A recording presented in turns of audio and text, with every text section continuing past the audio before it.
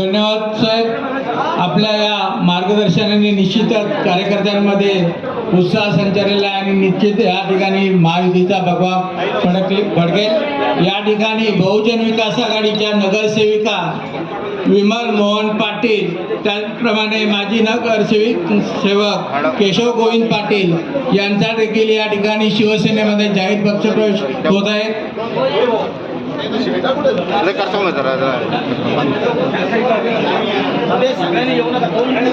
Jenny अंडाडीस समाजाचे आहेत त्यांचा देखील या ठिकाणी प्रवेश होत आहे. त्याचबरोबर बहुजन विकास आघाडीचे किरण चौधरी, जयेश पारधी, अंकुश गोरकाना, अजित जयस्वाल, पूनम चौधरी यांचा देखील 400 कार्यकर्त्यांसह या ठिकाणी शिवसेनेत प्रवेश होणार आहे. 400 लोक स्टेजवर येऊ शकत नाही, त्यामुळे प्रमुख 5 लोकांनी स्टेजवर दादा दिसत नाही साहेब दिसत नाही.